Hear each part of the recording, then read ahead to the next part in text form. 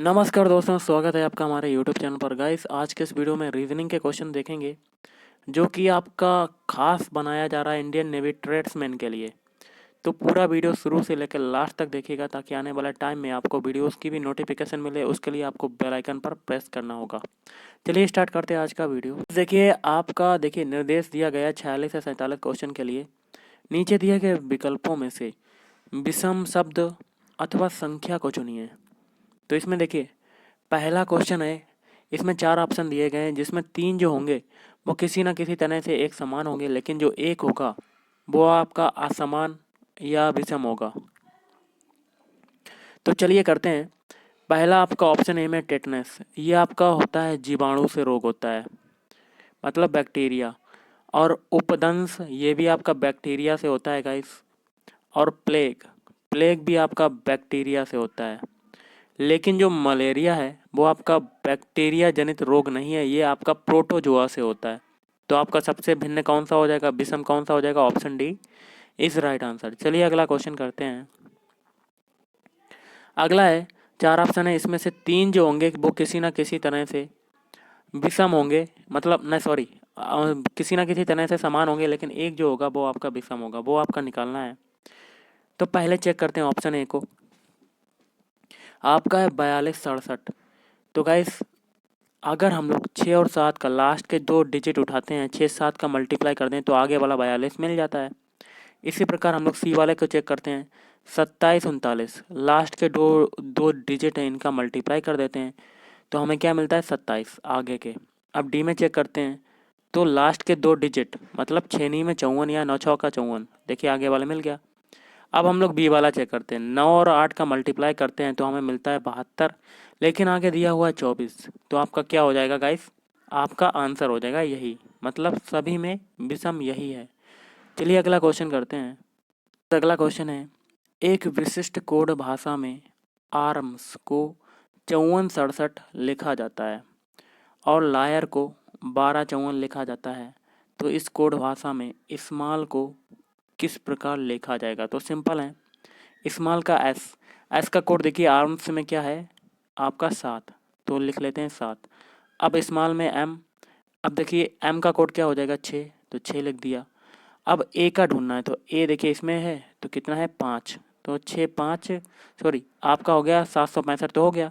अब एल का देखिए, एल का कितना है? 1 1, तो 1 1 मतलब 76511, देखिए किस में आ रहा है? ऑप्शन सी में।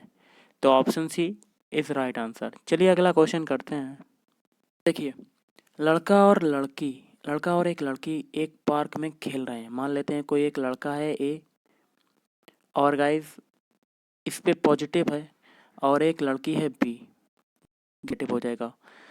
कहता है आगे, लड़की के नाना की इकलौती बेटी। तो लड़की के नाना कितने होंगे? पहले तो लड़की का मतलब माँ या बाप होगा, उसके बाद एक जनरेशन और ऊपर जाएगी जो कि आपका नाना हो जाएगा।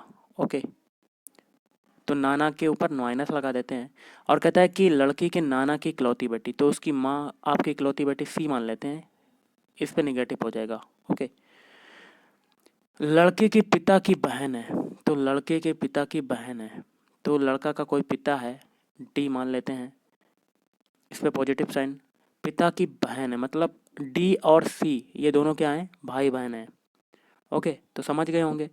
तो लड़का लड़की से कैसे संबंधित है? तो दोनों एक दूसरे से कैसे संबंधित हैं? तो गाइस आपका कोई लड़का है और आपका कोई लड़का है और आपकी बहन है कोई, उसकी एक लड़की हुई, तो लड़का लड़की का कोई अगर संबंध होगा तो मैं आपको बता देता हूँ। तो ये हो जाएगा ऑप्शन डी, ममेरा भाई। ओके, क्योंकि आपका जो लड़का है, तो आपका लड़का है, आपकी बहन क्या क्या लगा? बुआ, और बुआ की लड़की क्या लगी आपका लड़के का? तो आपका लगा ममेरा भाई। चलिए अगला क्वेश्चन करते हैं। अगला क्वेश्चन है, श्रृंखला को पूर्ण कीजिए। यहाँ पर बताना है कि कौन सा नंबर आएगा। देखिएगा 0.5 से 0.55 बनने में कितना ऐड हुआ? 0.05।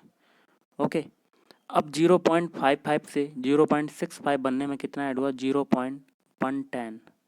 ओके, अब 0.8 बनने में कितना हुआ? 0.15। तो गैर इनमें 5 का अंतर है, तो इसमें भी 5 का अंतर, तो आगे भी 5 का अंतर होगा, तो 0.20। ये जुड़ेगा आपका 0.8 में। तो जोड़ के देख लेते हैं। तो 0.20 में 0.80, तो ये 0 8 के 10 की 0 यहाँ से लगा 1, तो आपका हो जाएगा 1.01, या कह सकते हैं आपका आंसर हो जाएगा 1.00 आपका आंसर आ रहा है, तो आपका आंसर हो गया 1। तो option D is right answer. चलिए अगला क्वेश्चन करते हैं।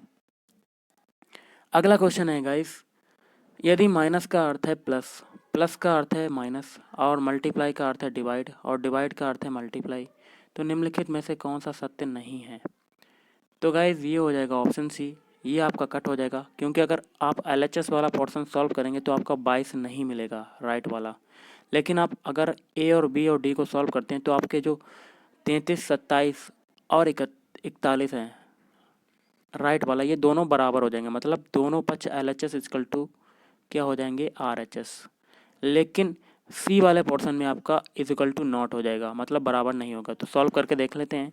तो इक्वेशन है 30 प्लस का मतलब देखिए क्या है, प्लस का अर्थ है माइनस, तो 30 - 5। अब माइनस का अर्थ देखिए क्या है, माइनस का अर्थ है प्लस, तो 4। अब आगे है डिवाइड, तो डिवाइड का अर्थ देखिए क्या है, डिवाइड का अर्थ है मल्टीप्लाई, तो 10।